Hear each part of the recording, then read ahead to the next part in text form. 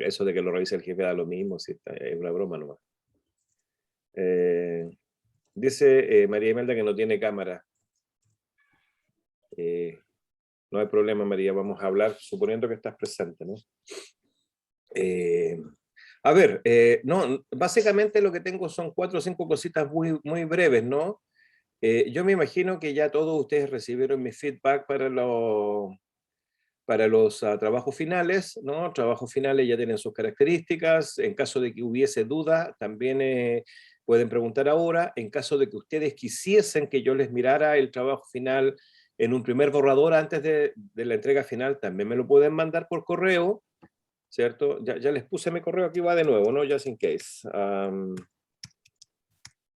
Porque entonces, si quieren estar seguros de que está todo bien, me lo mandan como borrador, y les digo, sí, está bien, impeque, o le falta un poquito aquí, o te falta esto, y también lo puedo. ¿Por qué? Porque esta semana que viene es Thanksgiving, entonces tengo un par de días extra en casa, en caso que quieran resolver alguna cosita, ¿no? Eso es lo primero, ¿no? Entonces la entrega sería el día domingo 5 de diciembre, ¿ah? Para que yo el día lunes temprano, el domingo en la noche, el lunes temprano los pueda revisar y ya cerramos el semestre, ¿no? Eso es lo primero. Ahora, respecto de los últimos giros del seminario, ¿no? Quisiera hacer simplemente un pequeño comentario de unos 15, 20 minutos y después ver si tienen preguntas, cualquier cosa, ¿no? Entonces, lo que nos interesaba, lo que a mí por lo menos me interesaba de manera, digamos, prioritaria, era establecer una continuidad entre las formas del fascismo y del neofascismo, ¿no? Por un lado, eso sería una línea, ¿no? Segundo, la referencia al problema de la verdad y la mitología, o el mito, ¿no? Y tercero, sobre todo, es importante, y quizá esto sería lo que habría que atender en el último libro, el libro que les dejé, donde hablo de fascismo neoliberal, mostrar la absoluta actualidad del problema, ¿no? Es decir, romper con todos los prejuicios con respecto al fascismo como un accidente, como una coyuntura o como algo del pasado y mostrar sus mutaciones contemporáneas, ¿no? Entonces, yo diría que lo importante para nosotros es que hicimos o intentamos dejar claro que en la misma fundación del pensamiento político occidental, y en esto me refiero, por ejemplo, a Platón, pero también a Aristóteles, ¿no? Como dos de los momentos centrales de la configuración del pensamiento propiamente político occidental, ¿no? Ya sea que hablemos de las leyes, hablemos del Timeo, de la República, etcétera, ¿no? O que hablemos directamente de la politeia o de la política de Aristóteles, ¿no? Y de la metafísica y por tanto, ¿no? De toda la fundamentación, ¿cierto? De la tradición filosófica. Lo cierto es que, de una u otra forma, lo que inmediatamente aparece como relevante para nosotros es pensar en dos cosas centrales. Una, en este horizonte clásico se determina la política como un determinado régimen de verdad. ¿Mm? Ya sea en la República, Platón expulsando a los poetas y a los pintores, porque hacen mímesis de la realidad y la tergiversan creativamente, porque la mímesis contiene siempre el potencial de la desvirtuación de la mentira, si ustedes quieren, ¿no? Entonces, Platón en la República precisamente elabora la fundamentación de esta supuesta demarcación entre mitos y logos, ¿no? Entre mitos y logos, ¿no? Y Aristóteles, por otro lado, sería fundamental para pensar la segunda determinación estructurante del pensamiento político occidental, que sería la determinación del hombre como sum logon ekon, como hombre, como animal racional, es decir, como animal que posee logos, ¿no? Entonces, de una u otra forma, en esta doble fundación de la tradición política occidental está contenida toda la posibilidad del fascismo. Wow, fíjense lo que estoy diciendo. Esto podría, por un historiador o por un cientista político convencional, ser motivo de risa o de una objeción dramática, diciendo que estoy haciendo un uso extemporáneo de la categoría, ¿no? Pero a mí lo que me interesaría mostrar es que en la determinación demarcatoria entre mitos y logos se produce una relación al problema de la verdad que va vinculado con el problema de la imperialidad y de la principialidad constitutivos de la metafísica. a la vez que en la determinación del hombre como sum logón econ, se configura no solo el principio subjetivante y correlacionista de la filosofía occidental, es decir, la idea de que el hombre es la medida de todas las cosas, sino que a la vez se instituye inmediatamente la jerarquía estructurante que da paso al despliegue de esa racionalidad imperial como racionalidad devastadora. Es decir, si el hombre es el animal racional, es por tanto distinto al animal. Y eso justifica ya desde el mismo origen del pensamiento occidental el desarrollo posterior de lo que será la lógica devastadora de lo que, por ejemplo, podríamos llamar, siguiendo a Descartes, el ego cogito, o siguiendo a Dussel, el ego conqueror, ¿no? Es decir, que ya en esta fundación histórica tenemos los presupuestos que hacen posible pensar, fíjense lo que voy a decir, que el fascismo es uno de los destinos posibles de la tradición política occidental. Fíjense eso, ¿no? ¿Ah? El fascismo es uno de los destinos posibles. No estoy estableciendo entonces una relación de causalidad o de necesidad, pero tampoco estoy pensando el fascismo como una excepción, un accidente. Estoy diciendo que si analizamos rigurosamente los presupuestos sobre los que se inicia este pensamiento político occidental, uno de esos posibles resultados, si no el más lógico, sería precisamente el fascismo. Porque estos presupuestos que fundan la tradición política occidental crean las condiciones de posibilidad para el fascismo. De todas maneras, podríamos también poner un par de estaciones intermedias entre Aristóteles y Platón y nosotros, por cierto, ¿no? Y podríamos mostrar cómo el horizonte reflexivo de la filosofía clásica en su traducción romana, cuestión que estudiamos con Heidegger, se articula de manera mucho más sólida como una veritas que a la vez también se sustenta en una razón imperial que de manera empírica está relacionada con la paz romana y con la sucesión de formas imperiales de dominación del mundo que van desde la paz romana misma, pasando por la hispanitas, hasta la paz, cierto, imperial moderna y, por supuesto, la paz americana, ¿eh? La paz americana. Esto no es un antiimperialismo convencional, al estilo del antiimperialismo de los años 60, 70, que muy legítimo, por cierto, pero un antiimperialismo que se hacía desde el punto de vista de la defensa de las soberanías nacionales de los países del tercer mundo. Esto no tiene que ver con eso, porque para realmente entender la articulación imperial en su condición propiamente metafísica, debemos entender que la misma soberanía es una de las formas por excelencia de articulación de la imperialidad, ¿cierto? Y por tanto la soberanía tiene un vínculo secreto, ¿cierto?, con el fascismo.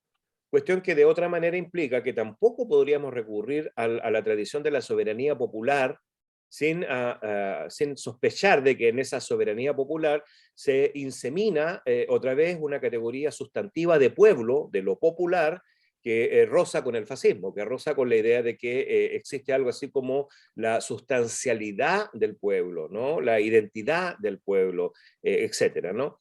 Es decir, desde el punto de vista deconstructivo, desde el que estamos pensando la relación entre fascismo y política, no podemos recurrir simplemente a la multitud o los movimientos sociales sin advertir que ahí también siempre es posible que se cuele la figura soberana invertida de un pueblo, ¿cierto?, con potencialidades fundacionales para restituir algo así como un origen puro, etcétera, ¿no? Cuestión que en la izquierda occidental lamentablemente ha jugado un papel preponderante y que, según mi punto de vista, para un pensamiento de izquierda radical contemporáneo debe ser deconstruido. Es decir, para un pensamiento de izquierda radical contemporáneo necesitamos entreverarnos con las limitaciones del pensamiento de izquierda moderno, digamos, ¿no? Con la izquierda del siglo XX como mínimo, digamos, ¿no? Y con lo que yo llamaría sus mojones referenciales, ¿no? Revolución, sujeto revolucionario, partido, representación, hegemonía, lucha, etcétera, ¿no? Todo eso, por cierto, está todo entramado, está todo inscrito en este horizonte general en el que hemos determinado una relación constitutiva entre verdad, soberanía, ¿cierto? O si ustedes quieren, entre la fundación de la política y uno de sus posibles destinos, siendo el fascismo, ¿no? pero habría más estaciones entre medio, ¿no? Por ejemplo, habría que pensar lo que significó la reacción contra el averroísmo, ¿cierto? En el siglo XIII-XIV, del punto de vista de una iglesia que quería romper con las pretensiones de un Ah, intelecto común. Sí, sí, pues, sí, sí. eso no pues ahorita anda en sombra, yo creo que sí. ¿Sí Sí importa? importa. Si la puedes poner en el cuarto, si está fresco, mejor. Sí. Creo que tú la puedes mutear, Sergio. Ya, pero es que no quiero ser descortés, pero ¿quién fue? Bueno, da lo mismo. Bueno, Fue María. ya, no, no pasa nada. En el siglo XIII, ¿no? Eh, Ante el desarrollo del averroísmo, ¿no? Que es toda esta recepción herética de Aristóteles, por cierto, ¿no? Del materialismo aristotélico, pero sin las pretensiones de unificación metafísica de una razón fundante, ¿cierto? En este averroísmo, ¿no? Donde se privilegia la figura del intelecto común, ¿cierto? Se produce también una escena de reflexión radical, eh, y frente a esa heterogeneidad, a esa ¿no? irrupción radical de un intelecto común, identificada con, ¿cierto? Con lo maometano, con lo árabe, etcétera, ¿no? A pesar de que se produce en la famosa, ¿cierto? Córdoba del siglo XII-XIII, ¿no? Como la gran ciudad de las tres culturas, de los tres encuentros, eso gatilla una reacción por parte de la Iglesia, ¿no? Una reacción teológica, ¿no? Que va a determinar, por cierto, la configuración teológica de un orden, ¿cierto? El tomismo, que va a tratar de regular la comprensión de la persona cristiana en oposición a la figura del intelecto común. Y eso va, por supuesto, a producir los mismos efectos fundacionales que se traducen en la constitución de una tradición teológica que va a ser traducida a los conceptos de soberanía de la modernidad occidental. Por eso cuando Schmitt dice los conceptos políticos son versiones seculares de los conceptos teológicos, en su famoso ensayo sobre teología política, lo que está diciendo es precisamente esto, que ya al interior del movimiento teológico de los siglos XIV-XV se ha configurado una organización del mundo en términos jerárquicos, incluso facultativos, que hacen fácil su traducción para los conceptos de una filosofía política moderna, particularmente esas filosofías políticas relacionadas con el orden, con el contrato social, con la ley, con el Estado, ¿no? Quizá por dar otras estaciones en este largo de tour, en este largo camino, ¿cierto? Podríamos nombrar la configuración del horizonte cartesiano como el de la fundación de una subjetivación del mundo, el famoso ego cogito sum, ¿no? Que sería, sobre todo, si que recuerdan ustedes la lectura de Heidegger, sería el momento central de configuración de la metafísica moderna. Es decir, para Heidegger la relevancia de Descartes es que Descartes es el nombre que nos deja entender o nos deja comprender de mejor forma la configuración, ¿cierto?, de la relación técnica, técnica en sentido metafísico, propiamente moderna, técnica moderna, del mundo como una relación entre sujeto y objeto, por así decirlo, ¿no? Una relación de sujeto y objeto. Paralelamente a eso, si seguimos a Derrida, diríamos que como momento complementario a esta fundación de este sujeto abstracto, el ego cogito sum cartesiano, tenemos otro sujeto abstracto, pero con otra vestimenta, que es el sujeto postulado por la antropología hipotética del siglo XVII, particularmente por Jean-Jacques Rousseau, ¿no? Y su teoría del hombre natural, ¿cierto? Porque esta configuración del hombre natural inmediatamente nos produce la idea de que existe algo así como un momento de naturaleza respecto del cual la historia, la política, la escritura, la propiedad privada serían prótesis técnicas complementarias, pero también prótesis que desvirtúan la naturaleza humana entendida hipotéticamente. Recuerden que esta es una antropología sin etnografía todavía, ¿no? Sin trabajo de campo, ¿no? Esta etnografía del hombre natural, ¿cierto? Se constituiría en el complemento del sujeto cartesiano en la medida en que fundaría las teorías, ¿cierto?, de la historia y las teorías del orden social a partir de una imagen totalmente compleja, pero cuestionable, diría yo, de este hombre en estado de naturaleza, ¿no? Este hombre en estado de naturaleza. Si esto es así, por cierto, el momento de mayor articulación de esta tradición ontoteológica, como para usar la frase heideggeriana, para poner todo junto, ¿cierto?, sería Hegel. Porque en Hegel el sujeto cartesiano ya se transforma en la historia humana y porque la finalidad de esta historia humana es su autorrealización como despliegue que se materializa en la figura de un estado absoluto, ¿cierto? En el que se dirimen los conflictos que constituyen la historia, es decir, en el que se realiza la historia y se alcanza lo que llamábamos en el origen la configuración arqueoteleológica con la que se piensa aquí, ¿no? Después de esto, podríamos seguir investigando y mostrar, por ejemplo, cómo los desarrollos de la tecnología moderna, cómo el fascismo histórico, es decir, el fascismo de principios del siglo XX, cómo los debates sobre tecnología y cibernética de los años 60, etcétera, etcétera, etcétera, todo de una u otra forma son rendimiento al interior de esta larga tradición, ¿cierto? De esta larga tradición, cuyos dos ejes, para repetirlo, cuyos dos ejes de fundación centrales son, ¿cierto? La determinación del hombre como sum, logón, econ, es decir, como eje respecto al cual todo lo demás tiene sentido, ¿ah? Es decir, para decirlo con lenguaje moderno, la determinación del hombre como eje de la metafísica de la presencia, del logocentrismo, ¿cierto? Y por otro lado, la configuración de una división pretendidamente clara entre mitos y logos. Entonces ahora que estamos al final, podemos ver que este curso lo que trató de hacer fue mostrar estas dos cosas. Primero, que esa jerarquía en la cual el hombre está en el centro y es capaz de dar principio de razón y fundamentación de todas las acciones, debe ser desbaratada, criticada, cuestionada.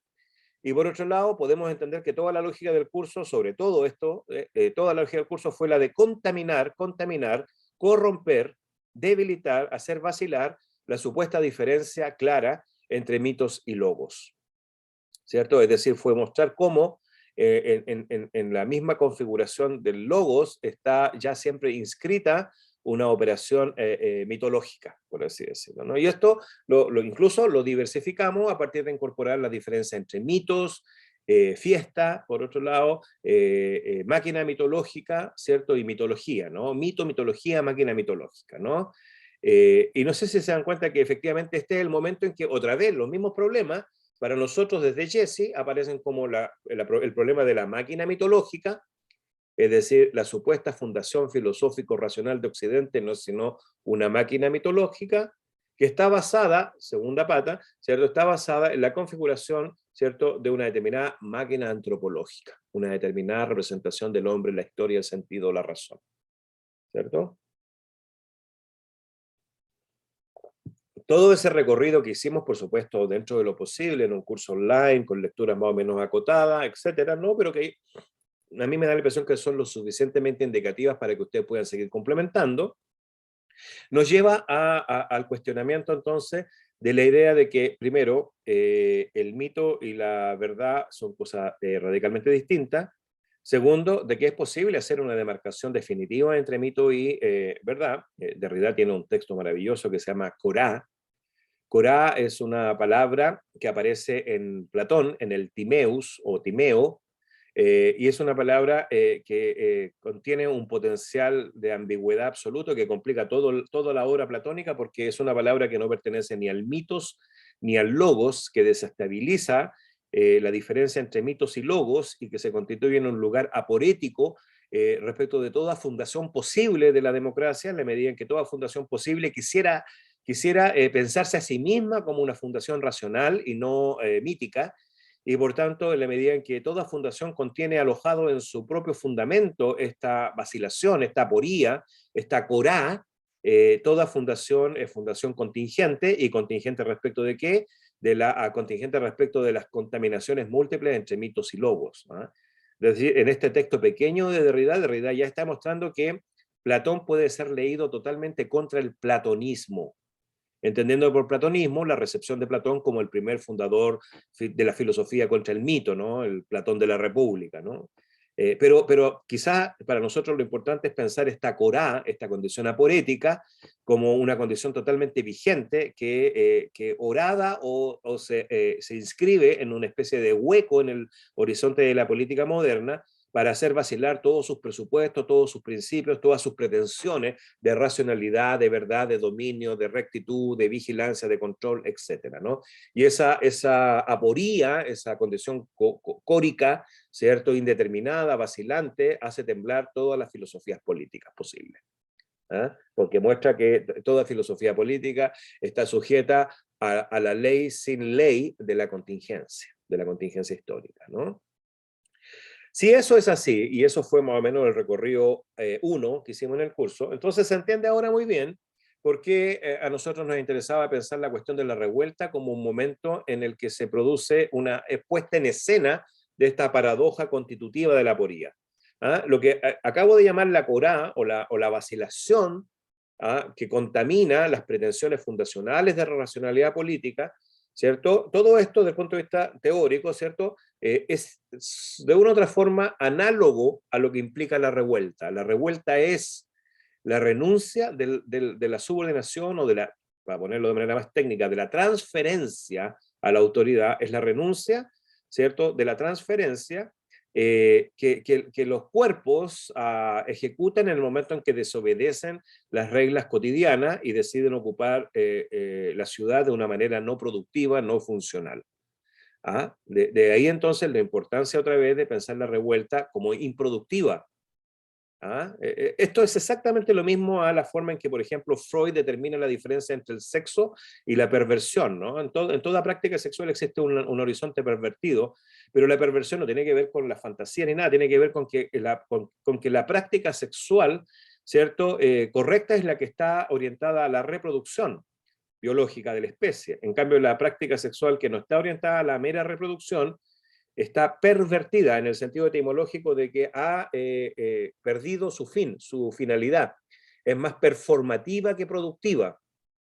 Y en ese sentido, el sexo no reproductivo, más allá de si es sexo en el sentido heteronormativo o no, pero el sexo no reproductivo ya por sí, en tanto que tal, contiene una perversión en la medida en que pervierte precisamente la lógica de la reproducción, pero también el tiempo asignado a esa práctica, ¿no? En ese mismo sentido, la revuelta es como una práctica sexual performativa, no reproductiva, ¿no? Es decir, es la renuncia de los cuerpos a seguir siendo regidos por la ley invisible de la división del trabajo, ¿cierto? Entonces, de ahí que para, por ejemplo, un autor como Furio Jesse, pensar la revuelta necesariamente es pensarla más allá de lo que ha llegado a ser para nosotros el concepto de revolución. Porque para nosotros el concepto de revolución ha llegado a ser monumental, ha llegado a ser puro y fundacional en la medida en que el concepto de revolución es el producto ex post factum, es decir, a posteriori, ¿cierto? Que reconstruye, hilvana, racionaliza, ¿cierto? Y homogeneiza la diversidad de revueltas que son efectivamente las revoluciones reales. No hay revoluciones que se sepan a sí mismas como revoluciones.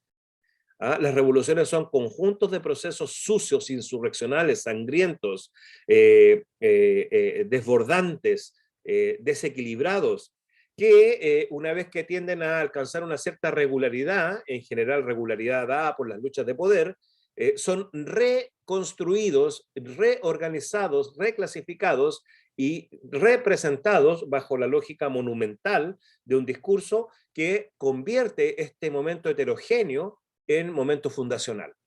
Piénsese en la Revolución Mexicana, piénsese en cómo México mitifica el 68 como fundación del México más democrático, piénsese en lo que hizo Occidente con la Revolución Francesa, pero también piénsese en lo que hizo toda la izquierda occidental con la Revolución Rusa, que la convirtió en el gran monumento referencial sin estar a la altura de su propia radicalidad heterogénea y múltiple, ¿no? Entonces, Jesse hace esto, nos muestra eso, ¿no? Nos muestra que no hay revolución que sea contemporánea de sí misma. Porque la revolución se llega a conocer a sí misma como revolución gracias a su operación reconstructiva, principial, mitificante, etc., ¿no? Es decir, y esto también es un rendimiento de nuestro curso, la izquierda lamentablemente no está ajena a la performance de la máquina mitológica. Entonces, no sé si se dan cuenta, pero lo que estoy diciendo es que en la medida en que no seamos capaces de elaborar una crítica radical del fascismo, entendido ahora de manera casi trascendental, es decir, del fascismo como destino de Occidente, no como un accidente, sino como destino de Occidente, entonces la izquierda es impotente porque no es capaz de entender radicalmente hasta qué punto sus propias prácticas y estrategias coinciden, copertenecen a la misma performance de este fascismo soberano, imperial, etcétera, ¿no? Esas son las condiciones para lo que sería una crítica a la izquierda, pero no hecha en nombre de valores liberales, sino hecha en nombre de una pregunta mucho más radical y sostenida, que es la de determinar hasta qué punto el fascismo no es un accidente, sino es un doblez, que está siempre ad portas, ¿cierto? Ad portas en su condición de potencialidad para nuestras democracias desde antes hasta ahora, ¿no? Esa es la segunda línea de trabajo que hicimos. Y la tercera línea consistía en una cuestión muy precisa, que era retomar a Hannah Arendt como un momento central. Me parece interesante retomar a Hannah Arendt, precisamente porque ella es una de las primeras que se da cuenta de la relación entre mentira, pero ahora no la mentira habitual, ¿cierto? Sino la mentira sistemática, la mentira metódica y la mentira difuminada mediáticamente. Es decir, lo que hoy en día llamamos ingenuamente la posverdad, que siempre ha estado, pero la posverdad producida por la relación entre política y espectáculo, ¿no? Entonces, no sé si ustedes conocen esta famosa frase de Benjamin al final de la obra de arte, en la época de su reproductibilidad técnica, cuando Benjamin nos dice el fascismo ha producido un proceso general de estetización de la política, de lo que se trata es de politizar la estética. Esa frase es bien compleja porque ha tenido una lectura bastante ingenua, como si en realidad Benjamin fuera un comunista más que piensa que hay que contestar con más política, cuando en realidad lo que está criticando es el destino fascista de la política moderna, ¿no? Que no es sino el destino de una estetización permanente. Nosotros podríamos decir que Hannah Arendt está en ese mismo horizonte y lo que ella ha constatado es que esta estetización ya no se da solo en la gran puesta en escena de las marchas del Führer o en la arquitectura monumental, sino que ahora esta estetización de la política, gracias al espectáculo, entra a la casa mediante la televisión, la radio, etcétera, ¿no? Entonces hay Hannah Arendt radicaliza la tesis benjaminiana en este sentido, en la medida en que nos muestra el nivel en el que el espectáculo se constituye en una mediación configuradora de verdad política. No una mediación transparente, eso no existe, sino una mediación configuradora de la verdad política. Y esto lo hace de dos maneras. Uno lo hace criticando el manejo del Estado norteamericano, sobre todo en el periodo de Nixon, de los famosos Pentágono Papers, ¿no? El manejo del Estado norteamericano que le miente sistemáticamente a su población respecto a la situación de la guerra.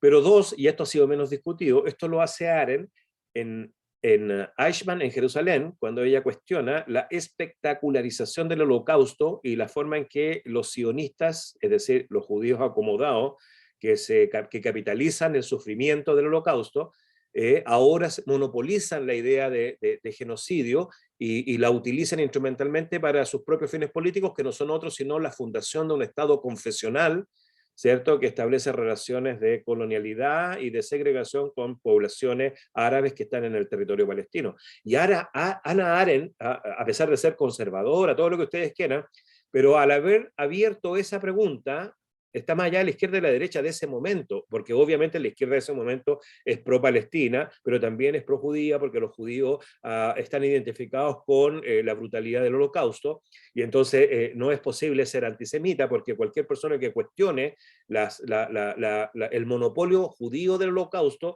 es acusado inmediatamente de antisemita, y entonces hay una ambigüedad, y ella, siendo una pensadora judía, da elementos suficientes para pensar cómo aquí hay un problema de apropiación, ¿cierto? Del plus de goce de la víctima, lo diríamos en lacanés, ¿no? El sionismo contemporáneo de una otra forma capitaliza el plus de goce de la víctima, ¿no? Eso es lo que Arendt está observando, ¿no? Entonces, ha cuestionado de manera muy brillante esta coyuntura histórica de los 60, que es la coyuntura en la que la política ya no se convierte en una práctica estética relacionada al fascismo histórico, como la veía Benjamin, sino que bajo la misma lógica de la movilización total, el fascismo se ha convertido, ¿cierto?, en la matriz esencial en la que se desarrolla la relación entre política y espectacularidad en la sociedad contemporánea, en la sociedad del espectáculo, diría Guy Debord, ¿no? Por eso nos interesaba Arendt, por eso nos interesaba Arendt, porque Arendt da las claves para pensar nuestro presente. Y lo primero que habría que hacer sería entonces distinguir esto, ¿no? Arendt escribe en 1951 su famoso libro sobre el totalitarismo, ¿no? Este ensayo tiene 12 capítulos, los primeros 10 capítulos son una descripción fundamental del antisemitismo y de la situación alemana, del nazismo y todo lo que se produce ahí. Y los últimos 2 o 3 capítulos están dedicados a la situación soviética. Es la parte más floja del libro, en la medida en que tiene menos investigación y en la medida en que tiene más bien una serie de tesis especulativas con respecto al estalinismo, sobre todo, ¿no? Pero este libro, publicado en el 51, fue recibido y capitalizado en el contexto de la Guerra Fría. Y por tanto, gracias a este libro y gracias a esa lectura históricamente situada del libro, más allá de Arendt, de la responsabilidad de Arendt, se leyó el libro como la demostración final de que nazismo, fascismo y estalinismo eran lo mismo, y la forma en que se hacía converger estos tres procesos históricos era bajo la categoría de totalitarismo.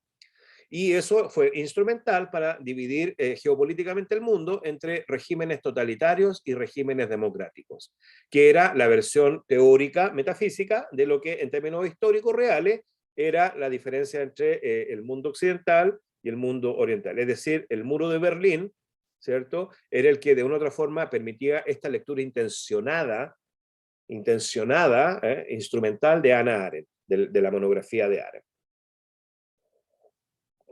Pero peor aún, si es que consideramos que el año 63 Hannah Arendt publica un segundo libro controvertido que se llama On Revolution, sobre la revolución, donde Arendt compara el modelo robesperiano, ¿cierto?, jacobino de la revolución, y piensa esa revolución en la medida que es una revolución que se impone desde el Estado y que pretende transformar las culturas desde el Estado, la presenta como una revolución totalitaria.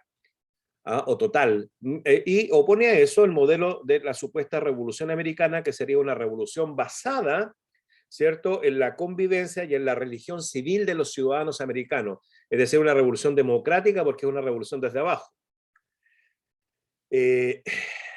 Por supuesto, esto no es falso, hay algo de interesante en el proceso revolucionario americano, y esto lo sabían nuestros padres fundadores, porque en el siglo XIX, cuando estaban pensando en la fundación de México, de Chile, de Argentina, lo que más se leía eran los famosos Federalist Papers o los Philadelphia Papers, donde se dan las discusiones políticas más interesantes respecto de cómo pensar una república federal democrática radical, ¿no? Pero todo eso fue silenciado en la tradición americana, como lo fue en la tradición latinoamericana, ¿no?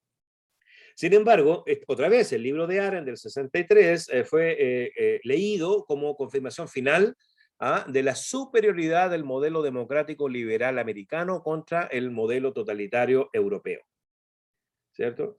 Entonces, es interesante porque cuando Hannah Arendt está escribiendo ahora, en los 73, 74, 75, sobre la mentira en política, sobre la crisis de la república, sobre, ¿cierto?, el problema de la verdad y los medios, ella está de vuelta y está mostrando desde dentro de la democracia americana y desde dentro de la tradición democrática occidental las paradojas constitutivas y la forma en que todo esto produce una metamorfosis general de las condiciones de posibilidad para un nuevo tipo de fascismo. ¿Se dan cuenta? Si entendemos esto, entonces ya no es posible seguir sosteniendo que el fascismo es lo opuesto a la democracia, uno. Dos, que el fascismo es un fenómeno del pasado. Tres, que el fascismo responde a las paradojas de una modernización acelerada. Es una reacción romántica como en Alemania, ya no podemos sostener eso. Tres.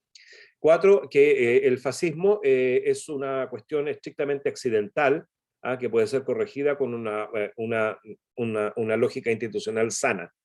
Por el contrario, si tomamos en serio lo que nos muestra Arendt, podemos entender que el fascismo muta, se metamorfosea, se adapta, es flexible, se adecúa a las nuevas condiciones, porque lejos de ser una desviación, constituye uno de los destinos posibles de la tradición democrática occidental. ¿Se dan cuenta? Entonces ahí cierra el curso, ahí es donde cerramos nosotros, y ahí es donde nos damos cuenta cómo desde la fundación, desde la misma diferencia entre mitos y logos, ya está contenida la condición policial, vigilante, del etos fascista como un etos de organización, de pureza, de sobredeterminación, de seguridad, etc. Y si a eso además le agregamos los imperativos hiperproductivos, heteronormativos, capacitistas, destructivos del horizonte capitalista, que se materializan en la configuración antropológica del famoso Homo economicus, ¿cierto? Entonces ya estamos en el presente. Desde ahí, desde ese presente, desde nuestro presente, es cuando a mí me interesa marcar una diferencia. Todo lo que yo he hecho es un relato filosófico, un relato teórico filosófico, y ese relato teórico filosófico es la reconstrucción de muchas lecturas que yo he hecho. Pero a mí no me interesa publicarlo como relato filosófico porque es un relato más, y el estatus mismo del relato es el que debe ser cuestionado. A mí lo que me interesa es el otro rendimiento. El otro rendimiento es que todo esto es como la escalera de Wittgenstein, ¿no? Cuando Wittgenstein dice que las proposiciones filosóficas son como una escalera que nos sirven para llegar al muro, y cuando estamos en el muro podemos deshacernos de la escalera. Toda esta construcción es relevante solo si nos permiten abordar las manifestaciones contemporáneas del fascismo. Y ahí es que ya el relato filosófico es secundario a lo que nosotros hacemos, lo que nosotros hacemos como psiquiatras, como doctores, como educadores, como pintores, como músicos, como líderes comunitarios, etcétera. Porque ahí es donde hemos llegado, gracias, entre otras cosas, por supuesto, a los análisis micropolíticos de Guattari, por dar un nombre, ¿no? O a las precisiones de Jesse en otro lado, ¿no? Pero entonces, ahora entendemos lo que está en juego en las prácticas más convencionales, no aquellas que están, por así decirlo, engravadas en el dorado de la teoría, sino las sucias prácticas cotidianas con las que nos confrontamos día a día, ¿no? Políticas públicas, prácticas institucionales obcecadas, representaciones comunitarias falsas, donde nos inscribimos como sujetos históricos, por así decirlo, ¿no? Incluso nuestras propias narrativas personales, ¿no? Y ahí es donde efectivamente el pensamiento tiene una capacidad de ejercer ciertas modificaciones, ¿cierto? Que no están guiadas por un principio de razón, sino más bien por un principio de cuestionamiento radical, ¿no? Entonces, la cuestión importante es que las mitologías fascistas y neofascistas son parte de la misma performance de la racionalidad occidental, uno. Y dos, que esto no es simplemente un error que se cometió en el origen, porque también podríamos dar la impresión de que fue un error en el origen, sino que esto es constitutivo de nuestra propia forma de aprender el mundo, porque nosotros no podemos vivir si no es a partir de contarnos cuentos. Somos, como dice Nietzsche, texto que ustedes leyeron, somos aquellos animales inteligentes que inventamos unas cuantas metáforas, inventamos el conocimiento. ¿Se dan cuenta? Entonces, ese es el punto. Ahí es donde en este horizonte, en este momento del curso, es cuando uno entiende por qué Nietzsche. Porque Nietzsche, Ecce Homo, etcétera, ¿no? Ecce Homo sobre todo, ¿no? Nietzsche es el cuestionador, el autocuestionador, el que hace vacilar todas las pretensiones. Él dice las pretensiones de los psicólogos ingleses, que no son sino las pretensiones del yo, ¿no? El modelo de autocuestionamiento y de radicalización de la primera persona, el juego con el nombre propio y los desplazamientos metafóricos, la misma economía aneconómica de las máscaras, como suspensión de toda posible identidad, todo eso son figuras nietzscheanas radicales que todavía esperan ser leídas más allá de la lectura heideggeriana que se indica a Nietzsche como el último filósofo de la metafísica, digamos, ¿no? Yo creo que Nietzsche necesita ser reabierto precisamente a partir de todas esas configuraciones, ¿no? Porque es quizás el primero en toda esta tradición que entiende radicalmente lo que está en juego con todos estos fenómenos, ¿no? Por eso decía yo, en un curso aparte podría ser interesante partir con la ruptura de Nietzsche con Wagner, con la monumentalización de la música, con la configuración sinfónica y orquestada del mito musical y lo que significó para él el descubrimiento de Liszt y de la música del fiddler o del violín gitano, ¿cierto? Y de la música del scatter, de la diseminación, ¿cierto? De notas y no del del gathering, de la reunión y de la orquestación, ¿no? Porque ahí está configurado lo que yo llamo una anarquía radical, una anarquía ontológica, ¿no?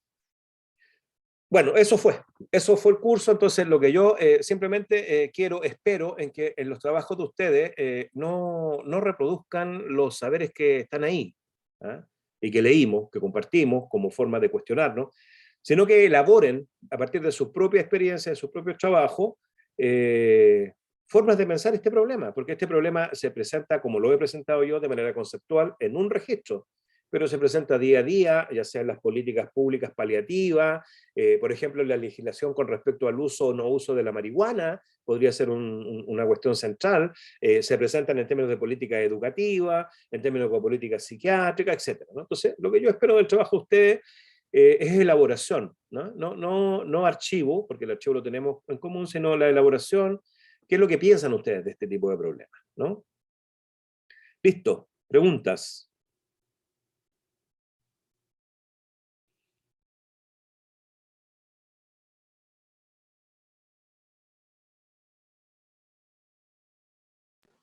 Yo tengo una, es el 5, ¿verdad? Confirmando, Sí, 5 de maestro, el diciembre. 5, domingo 5.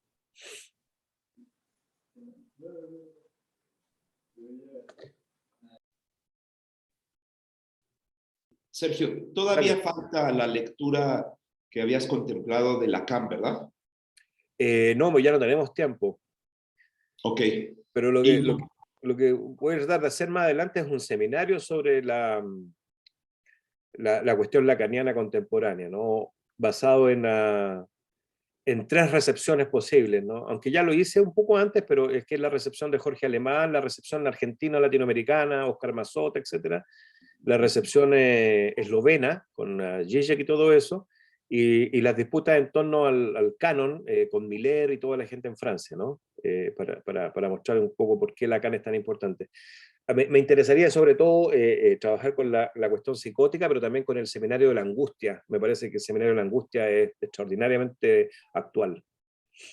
ok.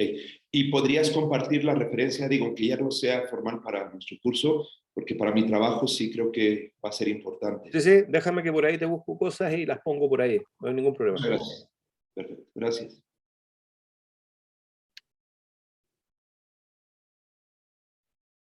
Felicidades por su libro. Tú sabes que ese libro salió el año pasado, ¿no? Y Sí, sí. de hecho, Carla, lo leí el año pasado en el otro seminario, ¿no? Ujú, sí. Pero salió online. Ajá. Y entonces ahora salió impreso y se presentó en Chile. Y lo presentaron a unas chicas que pertenecen a colectivos poéticos y otros colectivos militantes. Me encantó la presentación porque era gente que no necesariamente estaba en el mundo académico, pero que estaba leyendo el texto. Y de hecho ahora este miércoles que viene me invitaron a una conversación en una librería popular.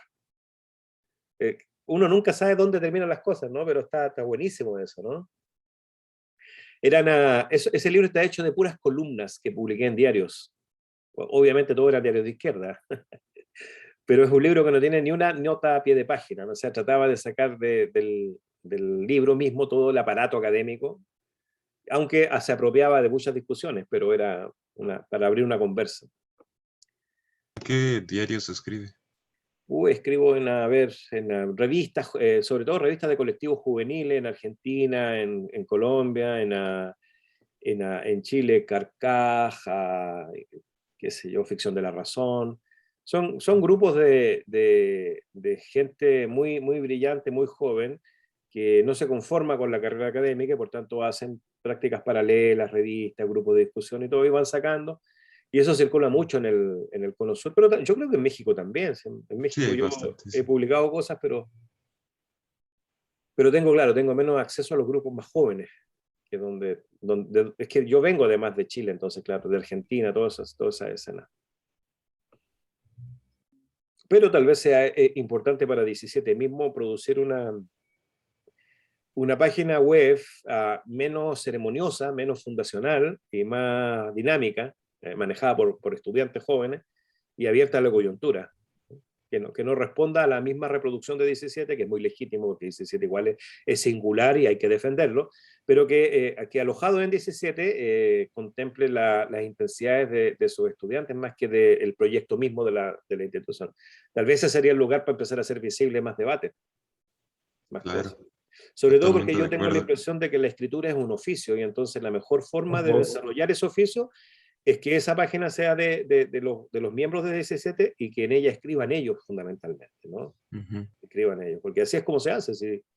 Yo todavía recuerdo cuando terminé mi doctorado, estaba por aquí y por allá tratando de escribir y lo que me costaba escribir, las dudas, los miedos, sobre todo porque se jugaba en la reproducción material de la vida, estaba con mi hija, mi esposa, ¿no? Las presiones del mundo americano que son asquerosas, porque efectivamente todo va regido por tu capacidad productiva, ¿no? Y cómo la pura obligación de escribir, escribir, escribir hace que uno termine escribiendo, digamos, como nadar. Nadie aprende a nadar por un libro, ¿no? Hay que tirarse a la piscina. Exactamente. Disculpe, también le iba a preguntar acerca de esa relación. Bueno, comenzamos con Adorno y Horkheimer en torno al mito y pues también esa racionalidad. Algo que se me hizo curioso de Hannah Arendt es que también recurre a esa crítica, a esa racionalidad. Claro, claro. Entonces, pues también no sé si sería conveniente también romper con esa, pues se me hace difícil, ¿no? A veces poder pensar fuera de la racionalidad sin tampoco caer en ciertos discursos que caen como más en el esteticismo, ¿no? También es cierto, pero yo creo que uno debe aprender a imitar la lengua institucional porque tiene que comer todavía. Hay que saber hacer reportes, tesis, todo eso. Pero esto sería mi idea. No hay trabajo de pensamiento radical que pueda darse al interior de una lengua administrada por la institución. O sea que no hay diferencia entre forma y contenido. El trabajo de pensamiento radical impone su propia lengua. Impone su propia lengua. Y esa escritura esteticista, ¿cierto?, que circulan al estilo de periodismo cultural o joven escritor talentoso con inspiración, todo eso son mecánicas nomás, pues son mecánicas, o sea, es fácil que se desmoronen porque no están cruzadas por un proceso reflexivo. Pero sí creo que un proceso reflexivo radical impone una suspensión de las escrituras automatizadas de la máquina académica o de la máquina periodística. O sea, la cuestión del estilo no es secundaria acá, ¿eh? Porque no hay estilo, se debe llegar hacia eso, ¿no? Claro, Bartés, pero claro, el problema con Bartés es que fue apropiado y mal interpretado 1000 veces, ¿no? Pero efectivamente, cuando Bartés está escribiendo las mitológicas, está rompiendo con todo lo que es el establishment francés. Piensen ustedes que todos estos tipos, además de una prosa generosa, son tipos que son secundarios con respecto a la academia, a la Sorbonne o a la gran academia francesa, ¿no? Son considerados como hippies, como Benjamin, ¿no? Como periodista cultural sin capacidad de escribir con claridad para ser un Herr Professor, ¿no? Entonces, claro, hay una cuestión de la escritura central ahí, pues, que es riesgo, puro riesgo, ¿no? Yo quería preguntar algo. Todavía no termino de leer su libro, el último que nos facilitó. Digo, voy un poco más de la mitad, pero terminarlo pronto y también enviar la glosa que corresponde. O sea, quería esperar justo también esta reunión para ver si se podía resolver un problema que tengo yo con respecto a lo que estamos estudiando, que es que justo ahora que lo ha dicho, como la escalera de Wittgenstein, de los peldaños que nos llevan a estar arriba de un muro, o sea, particularmente yo siento que la escalera que se ha construido o sea, yo he intentado construir cada peldaño de esos, ¿no? Que se nos invita a construir en función a lo que leemos. Digamos, es un trabajo más o menos sencillo que hacer, digo yo, porque las lecturas ya han sido elegidas, más o menos sabemos el parámetro de tiempo que hay para analizarlas y sabemos también los análisis de otros compañeros y compañeras. O sea, ahí más o menos en ese terreno creo que me he sentido que lo he podido manejar de manera aceptable. Lo que ahora estoy pensando, y eso es lo que quiero preguntar, es si la escalera que yo he construido me ha llevado al muro al que me debe llevar. O sea, porque, digamos, en esta charla, de alguna manera siento que usted está asumiendo que esta escalera nos está llevando a escalar un muro en el cual deberíamos estar de acuerdo con que hay que desarticular al neofascismo. Pero el problema que yo tengo con eso es que si bien, o sea, eso se fundamenta en ese fundamento antiguo de la disociación entre logos y mitos, pero al mismo tiempo consideramos que para los griegos los mitos eran verdad.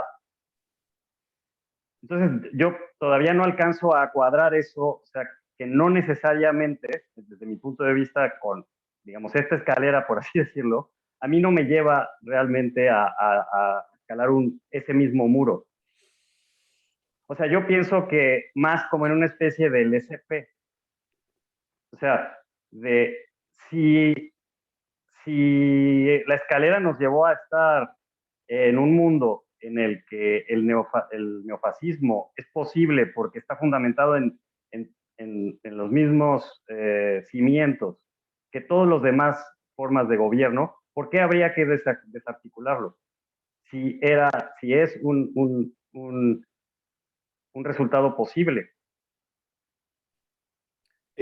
No, Por ello estoy excelente. preocupado de que quizá la pequeña disertación final que yo entregaré, en este sentido, pienso que podría muy fácilmente no estar a la altura de sus expectativas, en ese sentido, porque tendría que empezar por estar de acuerdo. Yo creo que no está mal lo que estás haciendo. Yo creo que le estás poniendo mucho énfasis a la palabra desarticulación. La estás homologando con crítica.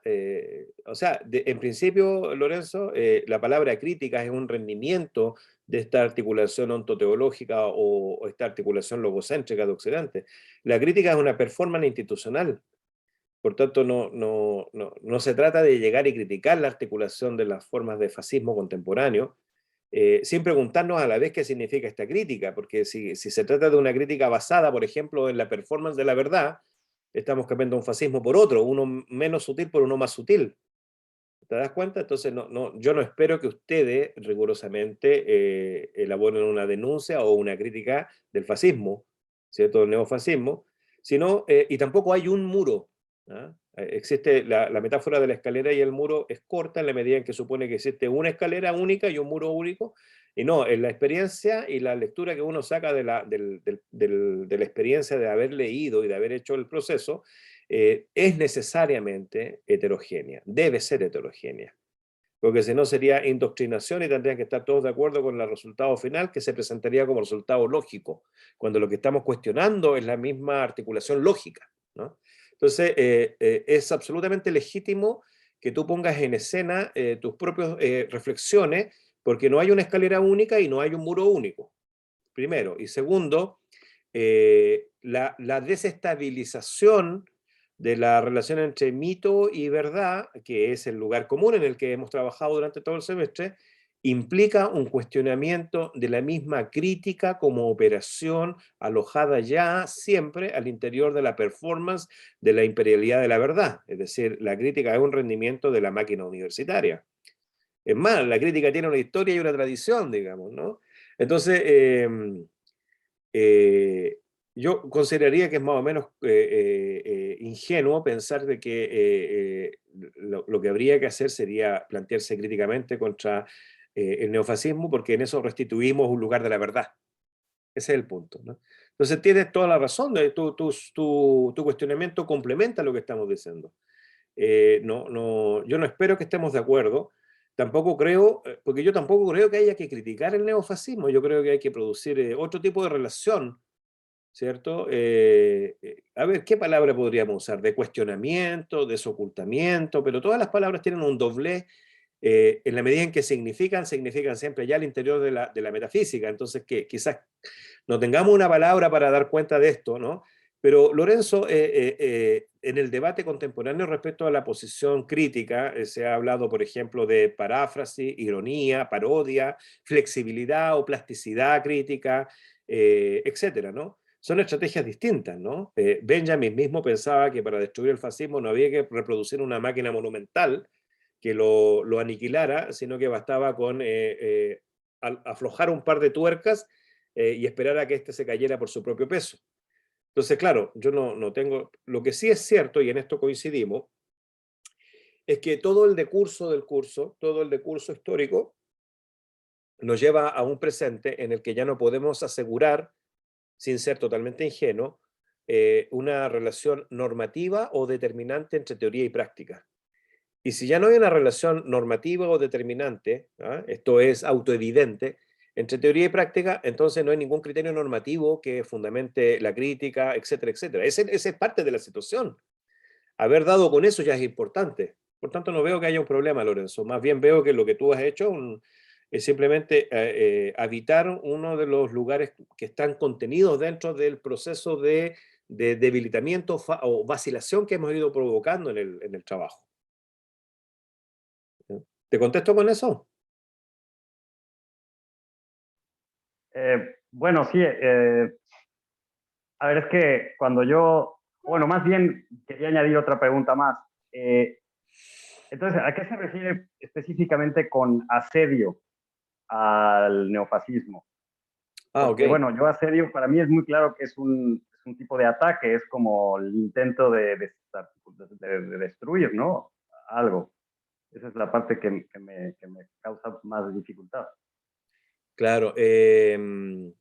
Pero es plural, ¿cierto? Asedios, es plural. Bueno, pero aquí hay que hacer una distinción analítica inmediata, ¿no? Yo no quiero que ustedes estén de acuerdo con mi libro. Yo quiero que ustedes pasen por ese libro, que es un ejercicio más dentro de mucho, no tiene ninguna relevancia, es el ejercicio que yo elegí, para que vean las conexiones empíricas de lo que hemos venido trabajando en términos más teóricos, nada más que eso. Pero tú tienes todo el derecho a estar absolutamente en desacuerdo con el libro, o simplemente parecerte que el libro no es lo que te interesa. Eso está muy bien, no hay ninguna necesidad de que ustedes estén de acuerdo con el libro. El libro es un ejercicio que te tiende a ilustrar lo que está acá. Y en la medida en que el libro es un ejercicio que me pertenece, y por tanto no necesariamente les pertenece a ustedes, en el sentido en que comparecemos a la decisión juntos, entonces pertenece a mi decisión, y mi decisión era oponerme de manera heterogénea, ¿no? Por eso no es asedio, sino asedios, de manera heterogénea a múltiples manifestaciones del neofascismo en un contexto muy específico, que son las formas de represión y captura de las revueltas sociales en América Latina en los últimos años. Entonces, en ese sentido, el libro mío está jugado y está inscrito en una dinámica histórica específica. Por eso yo no tengo ninguna pretensión de que ustedes estén de acuerdo, estoy dando un ejemplo, pero mi libro obviamente, pero mi libro obviamente está jugado en una lucha que está teniendo lugar, digamos, ¿no? No es un mapa del horizonte político, sino que es una intervención contra ciertas posiciones. Pero claro, yo entiendo, y claro, ustedes no necesitan tener una actitud de asedio contra nada. Es más, desde la misma estructura del curso, ustedes podrían sostener que la palabra asedio, que es lo que finalmente está pasando en tu cabeza, Lorenzo, la palabra asedio es contradictoria con todo lo que estoy excavando acá, digamos, ¿no? Pero claro, el libro tiene una inscripción muy puntual, digamos, ¿no? Bueno, digamos, yo no estoy buscando en el libro, que como digo, todavía no termino de leer y estoy leyendo con mucho interés, digamos, determinar mi posición, si estoy de acuerdo o no con él, como también podría decir con todas las demás lecturas. O sea, a mí me han interesado todas las lecturas, he aprendido ciertas cosas, me han revelado algunas otras también me han hecho replantear, etcétera. Todo esto, o sea, yo creo que sí se ha construido para mí un tipo de escalera. Digamos que ya estoy allá arriba de esa escalera, porque de momento no tengo otra con respecto a este tema. Solo era, y digo, sí, desde luego está respondida mi inquietud, porque hasta cierto punto me sentí en un compromiso digamos, de estar de acuerdo en una posición contraria, en una de las posiciones contrarias que existen frente al neofascismo. Yo no. O sea, de hecho, mi horizonte último porque este es un libro circunstancial, ¿no? Pero el horizonte último mío es a la superación de todo posicionamiento partisano, a partir de la apertura hacia lo que Heidegger llama la Gelassenheit o la serenidad, que pasa por un cuestionamiento radical de nuestros conceptos de política, representación, lucha, etcétera, ¿no?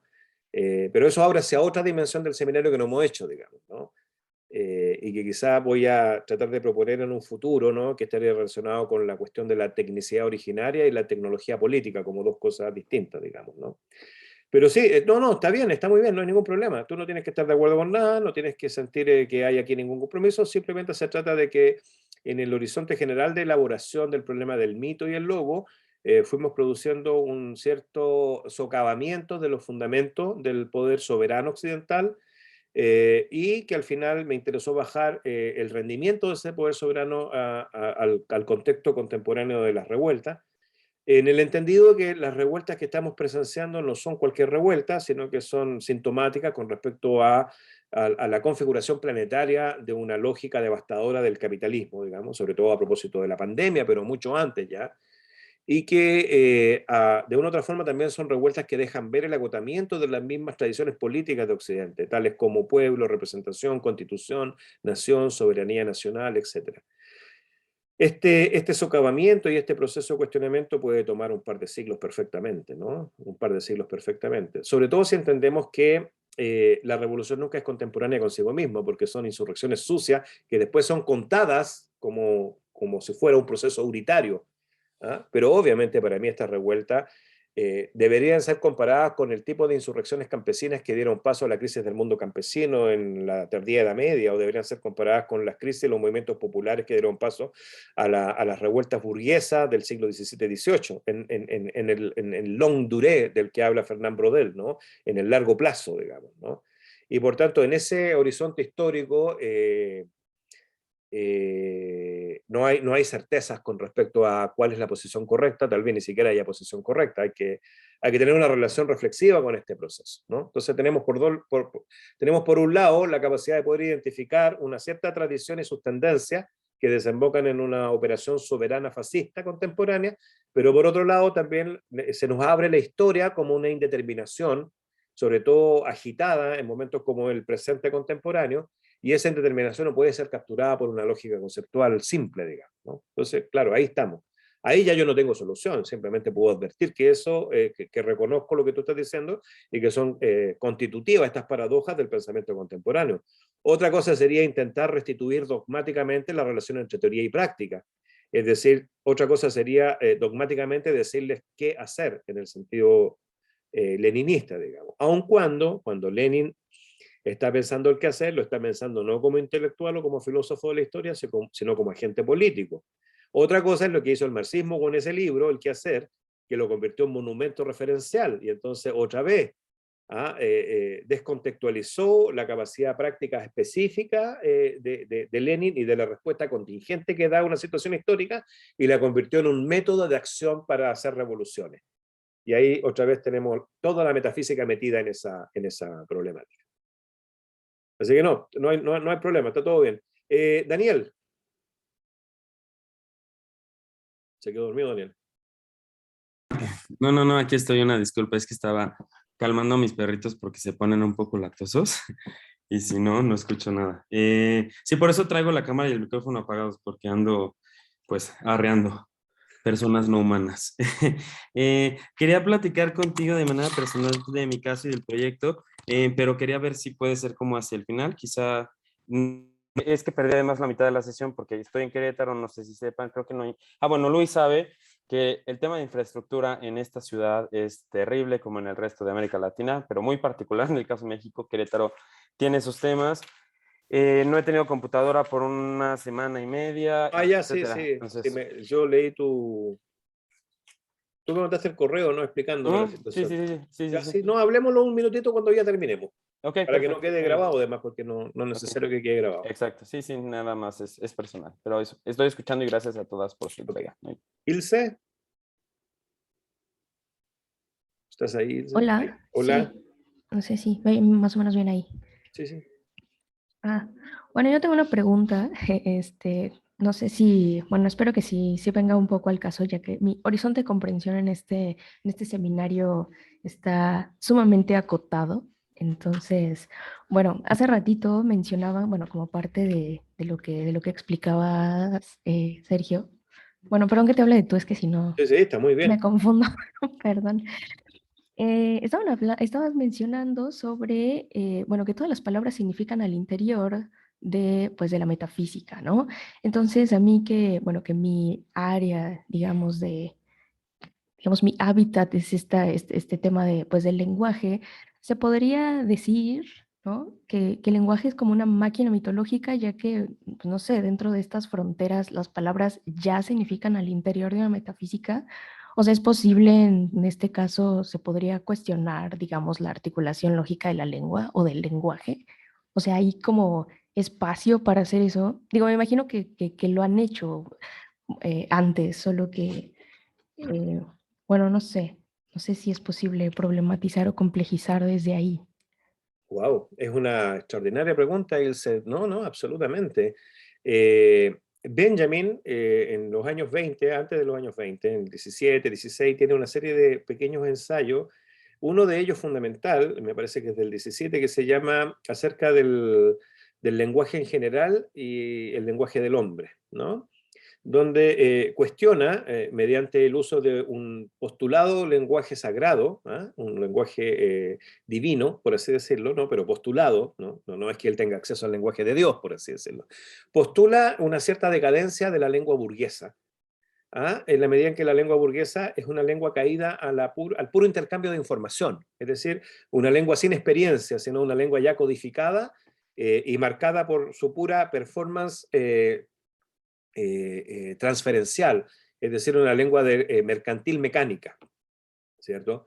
De una u otra forma, para Benjamin, el lenguaje, entendido, como lo acabas de decir tú, como un lenguaje articulado lógicamente, es decir, logocéntricamente, diría Derrida, ya es siempre un lenguaje que pertenece a la performance de la violencia mítica, es decir, un lenguaje que olvida el ser lingüístico del mundo, el ser lingüístico de las cosas.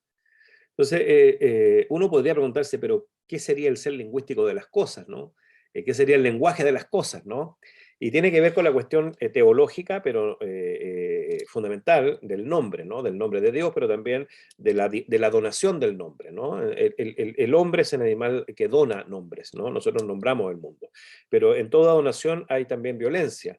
¿Ah? En todo regalo hay veneno, por así decirlo, ¿no? De ahí la palabra fármaco, ¿ah? Todo regalo es un fármaco, ¿no? Entonces, en esa donación hay jerarquización, determinación, etcétera, ¿no? Por tanto, Benjamin quiere pensar en el lenguaje un doble filo. Por un lado, esta operación clasificatoria, organizadora, reunidora, ¿ah? Que después nosotros con la filosofía del siglo XX llamamos metafísica de la presencia, logocentrismo, etcétera. Pero por otro lado, también quiere pensar en el lenguaje una performance emancipada de la pura instrumentalidad. ¿Ah? Una prótesis, ¿ah? Porque toda lengua es prostética en el sentido en que toda lengua es suplementaria e imitativa, mimética, ¿no? Para los teóricos del lenguaje, la lengua se origina en el acto mimético de imitar los sonidos de la naturaleza, digamos, ¿no? Desde el punto de vista antropolingüístico, las primeras lenguas no son sino onomatopéyicas, es decir, que imitan los sonidos naturales, digamos, ¿no? El gran problema para Benjamin, para hacértelo corto, es que la mímesis queda capturada bajo la lógica del intercambio informativo y la representación, ¿no? Y entonces la destrucción benjaminiana puede ser pensada como una liberación de la mímesis, es decir, como una restitución de las potencias creativas del lenguaje y no solo de las potencias o de la fuerza o de las capacidades o facultades informativas, comunicativas, etcétera. Y en ese sentido, efectivamente, Benjamin después de su vuelta de la Unión Soviética el 27 en el diario de Moscú, hasta mediados de los 30, trabaja mucho con literatura infantil, con la cuestión de los juguetes y con el teatro infantil, y trabaja sobre todo con la cuestión de la performance del teatro infantil de los niños, y trabaja con las figuras del gesto, de la gestualidad, sustrayéndola de la lógica comunicativa o representacional del teatro burgués, para mostrar que en el juego en general y en el teatro infantil en particular, pero también en el uso performativo de la lengua, existen momentos que escapan a la articulación lógica de la que estás hablando tú, ¿cierto? Y que se abren hacia la figura de un uso lingüístico performativo, mimético, pero emancipado de la representación. Entonces, es un gran tema, efectivamente, y efectivamente, para nosotros las palabras ya están absolutamente articuladas respecto a una determinada epocalidad metafísica de la lengua. Pero quizás en eso consiste también por qué tanto filósofo, sobre todo desde Heidegger en adelante, ha puesto tanta atención al poema. El poema sería precisamente, no todo poeta ni toda poesía, sino lo que tendría el estatus de poema sería el momento de ruptura de esa lengua logocéntrica, ¿no? O sea, un tremendo tema. Y acá en el chat Fabio me pone el subalterno en Espivas, por ejemplo. Claro, la pregunta de Espivas que es si el subalterno puede hablar, y la respuesta es no, de una manera que podamos entenderlo, porque ya siempre entendemos al interior de una determinada articulación de la lengua, que es la articulación hegemónica. Y el subalterno solo habla más allá de la hegemonía, porque cada vez que la hegemonía habla del subalterno, habla ella por el subalterno, no el subalterno el que habla, ¿no? Entonces la única forma de realmente entender lo que dice el subalterno, pongámosle ahí el niño, por ejemplo, para abrirlo hacia Benjamin, ¿cierto? Sería romper con la lengua hegemónica.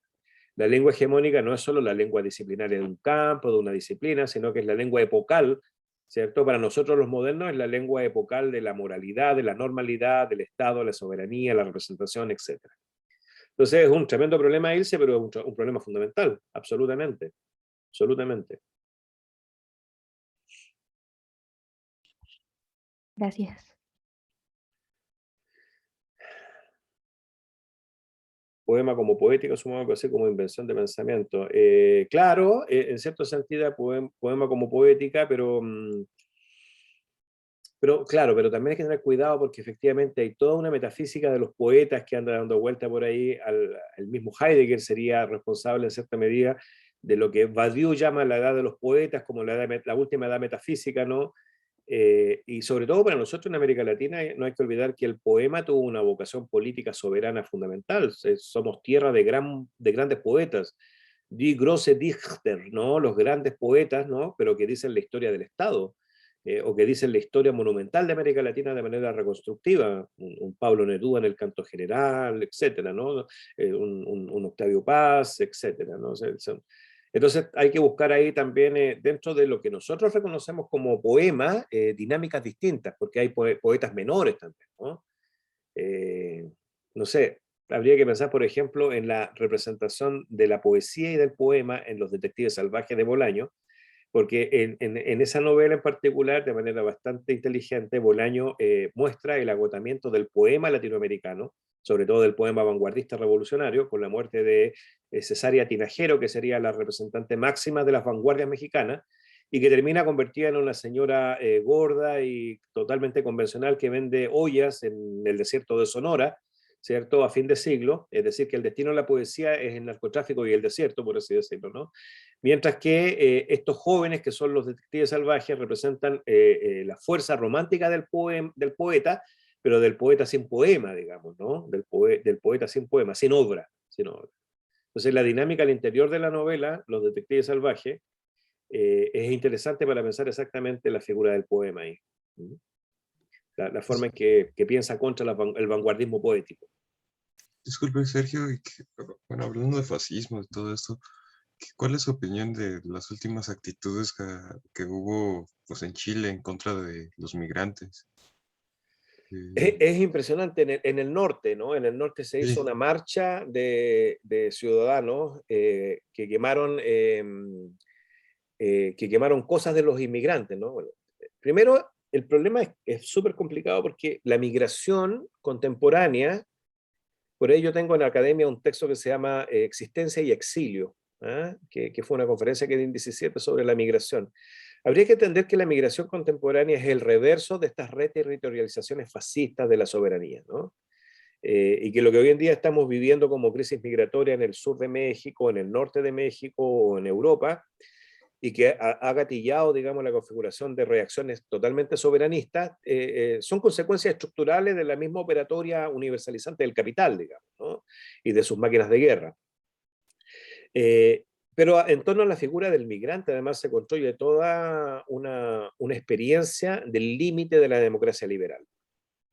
No estoy diciendo que el migrante sea en tanto que migrante un agente político revolucionario, porque eso sería retraducirlo a las coordenadas de la politicidad moderna, digamos. Lo que estoy diciendo es que el migrante, en tanto que tal, expone en su mera existencia, expone los límites de las democracias liberales occidentales. ¿Ah? Y eso es, en tanto que tal, es interesantísimo. Y al exponer esos límites, produce una reacción paranoica, efectivamente, una reacción paranoica. Y eso es lo que presenciamos en Chile, porque esa reacción de la gente, estoy hablando de la gente común y corriente, del pueblo, ¿no? Que reacciona, Es brutal, es dolorosa, pero es cotidiana. Es lo que ocurre, por ejemplo, en la clase obrera norteamericana blanca y negra contra los mexicanos. ¿Ah? Porque siendo clase obrera, uno podría esperar a que fueran internacionalistas o empáticos con respecto a la situación migrante, pero reaccionan reinscribiendo la problemática migratoria en la cuestión racial. Y lo hacen sin dejar de ser obrero. ¿Ah? Lo hacen porque viven la fantasía de una relación de propiedad con la tierra, con el acceso al trabajo, etcétera, ¿no? Y eso es lo que maneja la derecha neofascista contemporánea en Europa, absolutamente. La derecha del Frente Nacional en Francia moviliza a los sectores populares y trabajadores con la siguiente dinámica, ¿no? La dinámica de o ustedes o nos defendemos comunidad o somos invadidos por estos extranjeros que vienen a corromper lo que tanto nos ha costado construir. Entonces, claro, son fenómenos empíricos precisos, pero en los cuales se deja ver toda esta economía extraordinariamente compleja de la soberanía moderna, ¿no? Por eso digo, el fenómeno migratorio es interesante no para darle atributos románticos y emancipatorios al migrante, nada, eso sería una irresponsabilidad absoluta, sobre todo porque migrar es una experiencia devastadora, no es un gozo, ¿no? No me refiero a la migración intelectual de venir a hacer un doctorado y quedarse, ¿no? Sino a la migración forzada, sobre todo, ¿no?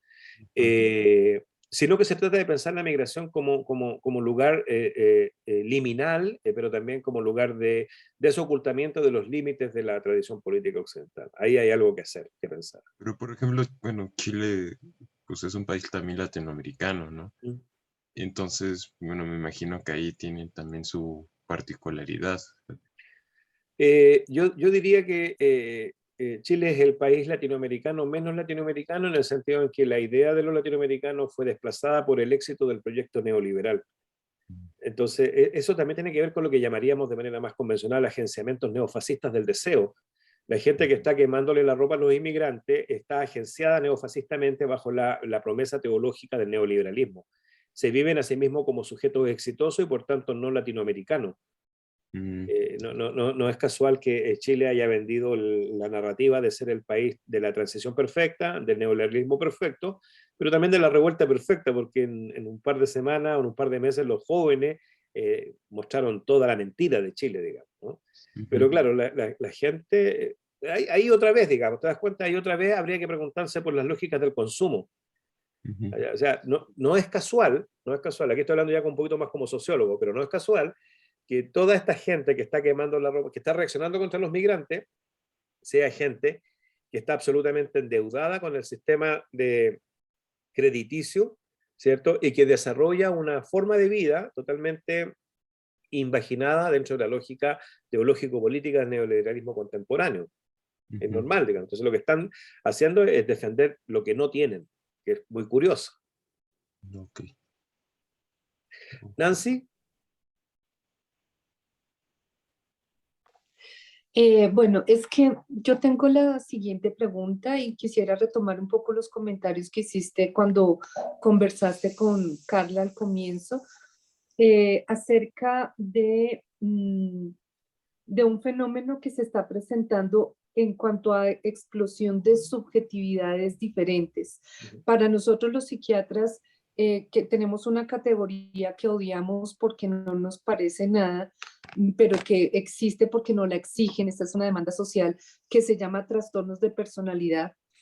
Ahora hay una explosión de trastornos de personalidad donde ya no somos los médicos los que presionamos para que se institucionalicen esos diagnósticos, sino uno ve toda una cantidad de influencers y de personas inventándose el nuevo diagnóstico de trastorno de personalidad, pero que tienen una fuerza muy grande porque la presión de medicalización es muy alta, o sea, ya nos exigen, bueno, tiene que medicarlo porque es una persona diferente y es una persona rara. Pensando el tema de la máquina, de las múltiples máquinas mitológicas, y yo sí te quiero agradecer tu libro, para mí fue muy importante leerlo. No, si no hay un problema con el libro. Sí. Lorenzo estaba hablando de la distancia necesaria, digamos, ¿no? Exactamente, pero para mí sí fue muy importante entender la multiplicidad y cómo se ha hecho tan molecular que podría estar en cualquier parte, porque para mí ha sido algo muy complicado cuando yo trabajo con pacientes Claro. con dolor crónico.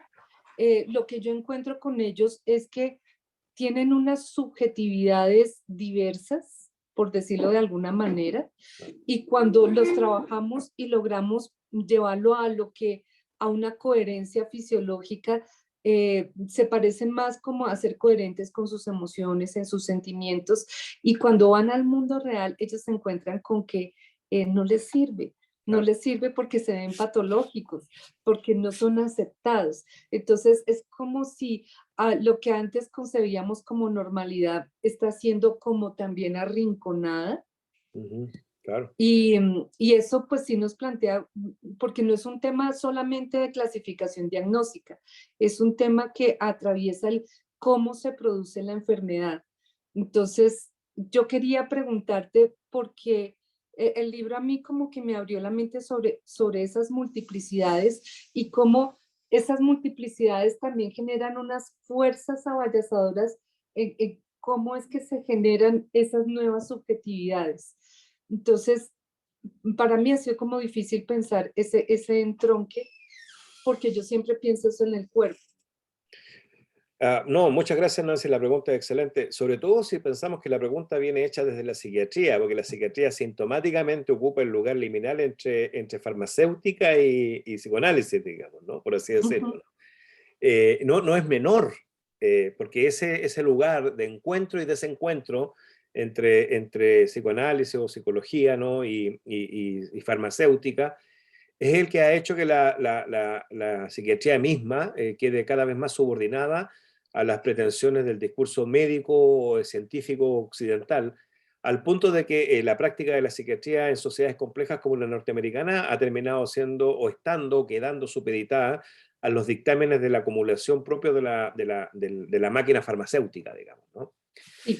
Entonces, no es menor lo que me estás preguntando, porque lo que hace un tiempo que vengo trabajando con lo que se llama the weariness of being, el agotamiento, el cansancio del sujeto, digamos, del ser, ¿cierto? Que tiene que ver con la proliferación de enfermedades mentales en el mundo contemporáneo, que se habrían radicalizado más con situaciones como guerra, pandemia, migración, etcétera, ¿no? Que son comunes y se habrían multiplicado a propósito de la existencia de los más medios, las redes sociales, etcétera, ¿no? Que de una u otra forma cuestionan los mecanismos clásicos de socialización y de producción de verdad. Y trabajando con esto, di con, por supuesto, el trabajo de Bernard Stiegler, sobre todo con el problema de lo que Stiegler llama la estupidización. Para Stiegler, la configuración clásica de la subjetividad está articulada por una combinación de información y legado cultural que se produce en lo que él llama las retenciones primarias, ¿no? Que son toda la información y las prácticas y los hábitos que adquirimos en la infancia primera y de manera directa a partir de nuestro padre o de aquellos que cumplen la función inmediata, ¿cierto?, de socializadores. Las retenciones secundarias, que son todas aquellas que adquirimos de manera intermedia, sobre todo en la escuela, y que vienen dadas por nuestro contacto con el mundo complejo exterior a la familia, y las retenciones terciarias, que son todas aquellas que nos llegan, pero ya de una u otra manera escritas, ¿no? Como monumentos, como legados, como historia, como cuento, como tradición, etc., ¿no? La tecnificación del mundo, dice Stiegler, estoy haciéndolo súper sencillo, ¿no? Pero la tecnificación del mundo implica que el peso de las retenciones primarias quede desplazado, porque los padres van al trabajo, porque cada vez el mundo está más intermediado, pero peor, las retenciones secundarias y terciarias tienden a quedar homogeneizadas. Por tanto, la diversidad, la heterogeneidad a la que uno podría estar expuesto en el mundo cada vez más está regulado por lo que él llama un principio entrópico de reducción de la complejidad, es decir, de estandarización, de simplificación. Y por tanto, los nuevos procesos de subjetivación están produciendo sujetos más estúpidos. La palabra estúpido no es una palabra adjetival acá, sino ontológica, descriptiva. Hay un proceso estructural de estupidización, ¿cierto? Que se deriva respecto del empobrecimiento de referentes culturales. Y entonces eso Stiegler lo identifica como la condición de posibilidad para un nuevo proceso de proletarización. A diferencia del proletario clásico, que es aquel que es explotado porque le es robada su fuerza de trabajo, el nuevo proletario, el proletario informático de la sociedad compleja contemporánea, es aquel que está estupidizado. Y esta estupidización, interesante, esto va de la mano va de la mano, porque acá el problema es el fármaco, ¿no? La técnica como fármaco, es decir, como remedio, pero también como veneno, porque la tecnología efectivamente produce comodidad, acelera procesos, mejora condiciones de vida, pero también es un veneno, ¿cierto? Esto lo desarrolla Derrida en la farmacia de Platón tempranamente, ¿no? Pero Stigler lo está pensando en la sociedad contemporánea, ¿no? Las sociedades que él llama sociedades de miseria simbólica. O sea, sociedades ricas en producción de bienes, pero simbólicamente miserables, digamos. Empobrecidas por este principio de estandarización entrópico, ¿no? Entonces dice, no es casual que el incremento de estos procesos de miseria simbólica vaya de la mano con el incremento de la industria farmacéutica paliativa. Es decir, no es casual que esto se dé en sociedades del Ritalin, se dé en sociedades del diazepam, se dé en sociedades del Ambien, se dé en sociedades que producen ahora químicamente toda la parafernalia que la modernidad produjo artísticamente como estesis, como estética congeladora de los sentidos, televisión, cine, discurso político, etc. Estas sociedades químicas producen toda esa estructura anestésica de los sentidos, anestésica, ya no en la estética, sino en la farmacia, en la farmacéutica. Y entonces la proliferación de todo esto tiene que ver, y de todas estas microterapias de intervención, etcétera, tienen que ver efectivamente con una transformación brutal de la subjetividad que no está ajena a las transformaciones de los procesos de acumulación y a la reconfiguración precisamente de estas lógicas de la información, de la tecnología y de la farmacéutica. Por tanto, como psiquiatra, pensar ese proceso es extraordinario porque demuestra efectivamente la forma en que nuestra sociedad está operando, ¿no? Yo partiría de una pregunta muy sencilla: ¿cómo nos relacionamos con la muerte? Y ahí ya tú puedes ir empezando, ¿no?, a desgranar el choclo, como decimos en Chile, que esto en México no se entendería, pero es a sacar los granos del elote, ¿no? A desgranar el choclo, digamos, parte por parte, para analizar cómo nuestro tratamiento con la muerte no es sino síntoma de todas estas transformaciones. Es cierto. Es un tremendo problema, es un tremendo problema. Y yo creo que en tu propia práctica estás en una posición privilegiada para entender la forma en que esto se expresa materialmente, ¿no? Porque una cosa es Stigler haciendo este análisis teórico extraordinario, pero otra cosa es viniendo desde la práctica misma y mostrando cómo esto ha ido cambiando, digamos, ¿no? Esto ha ido cambiando muchísimo y lo que tú dices es cierto. La idea es negar la existencia de sufrimiento. Ahorita, por ejemplo, uno de los conflictos grandes que yo tengo con mi grupo de cuidado paliativo y con la asociación es que se aplica el tema de eliminar la enfermedad como eliminar el sufrimiento en cuidado paliativo. El dolor. Tenemos una relación torpe con el dolor. Y eso es imposible. Primero es imposible. Absolutamente, pero fíjate que lo que tú estás diciendo es tan importante. Mira, fíjate esto. En el mismo momento en que en tu grupo hay una discusión respecto de esta confusión central entre eliminar la enfermedad y eliminar el dolor, porque en realidad el problema para la gente es el dolor.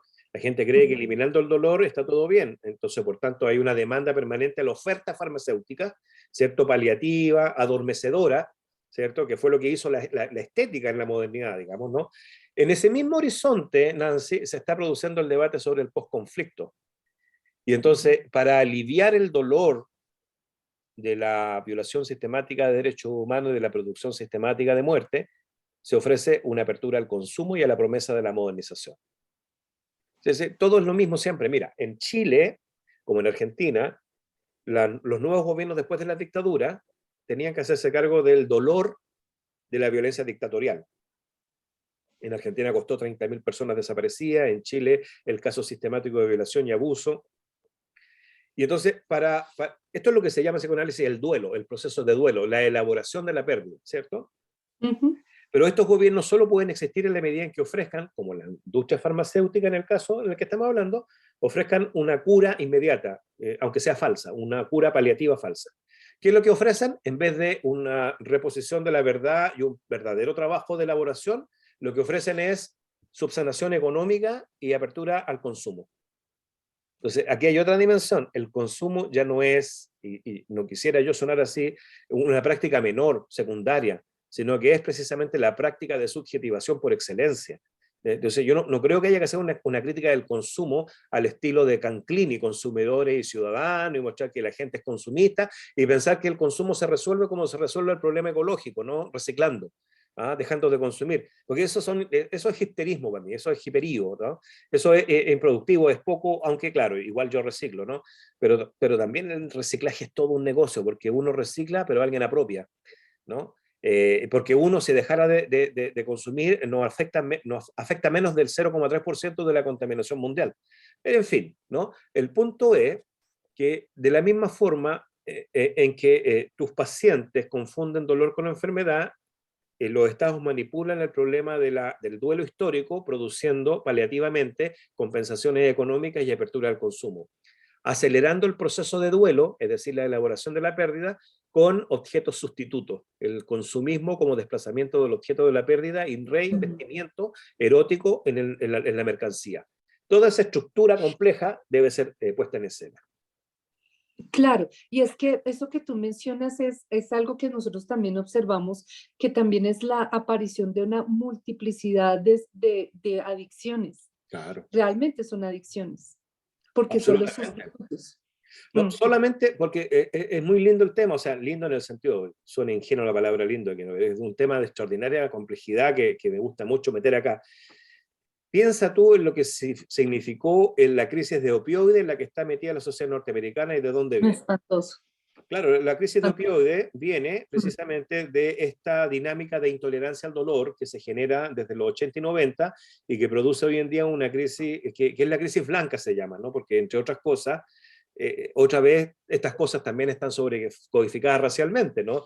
Si hubiesen sido negros los pacientes que tienen crisis de opioides hoy en día estarían todos presos, como está la mayoría de la población negra que consume marihuana o cocaína, pero como son blancos, entonces se diseñan políticas de salud para ayudar a buenos ciudadanos que han caído en la dependencia de las drogas, ¿no? Si hubiesen sido afroamericanos estarían todos presos porque son inherentemente delincuentes, pero como son blancos, entonces hemos logrado poner la crítica en las compañías farmacéuticas y en la falta de legislación de control en términos de la facilidad con la que se daba paliativos, ¿no? Como el Vicodin y cosas así, ¿no? Ahora, ese ejemplo es exactamente equivalente al que estás nombrando tú. Ok, que cuando uno sabe cómo operan, ha sido muy complicado porque empeoran todos los síndromes de dolor crónico. Claro. Por eso es que se generan tantas adicciones. Porque es más, ese es el ejemplo clásico de lo que uno no debe hacer. Absolutamente, es como bajar de peso con dieta. Exacto. I know about that. Pero sí, absolutamente, ese es el punto.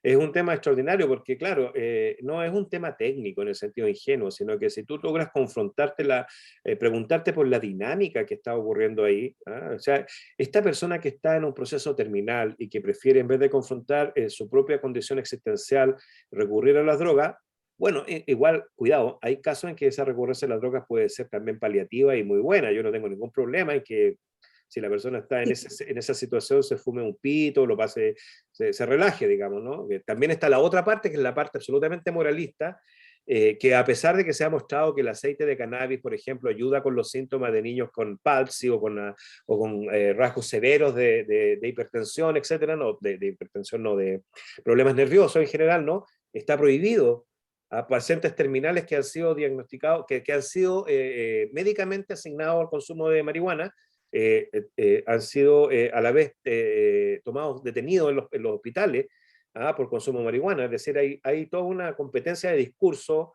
entre el discurso médico y el discurso policial que están en procesos de ajuste, ¿no?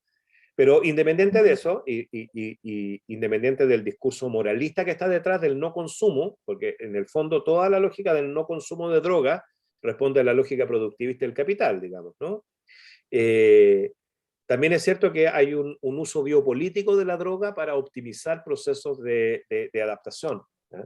Entonces, no se trata de una dicotomía sencilla entre a favor o en contra de la droga, ¿eh? Como siempre, por eso la discusión moralista no ayuda a nada. Claro. Que esa es la discusión que hacen los colegas bioeticistas, ¿no? Claro. Se van solamente hacia lo moral y no se dan cuenta de esas contradicciones y de esas particularidades de cada caso. Absolutamente, absolutamente. De hecho, estoy en este momento escribiendo un libro en inglés, y uno de estos lugares es precisamente esta cuestión del fármaco y de lo paliativo y de la forma en que esto implica remontar la serie de conflictos que están en juego aquí. No, yo creo que efectivamente el que sea psiquiátrica, que trabaje en esa dimensión paliativa, te abre a ti a un campo de trabajo fuerte. La bioética, Luis es bien radical para su frase, ¿eh? La bioética hace Sí, más es daño que cierto. beneficio. Está montado en el carro de la historia, Luis, siempre al hueso. Bueno, muchas gracias, Sergio. Dale, no hay problema. Bueno, queridos, terminamos. Espero las últimas glosas esta semana. Por ahí me doy el tiempo y les hago comentarios finales. Ha estado muy bien la lectura en general. Y espero los trabajos, ¿no? El 5. Y si cualquier cosa, me escriben durante la semana, que voy a estar en casa.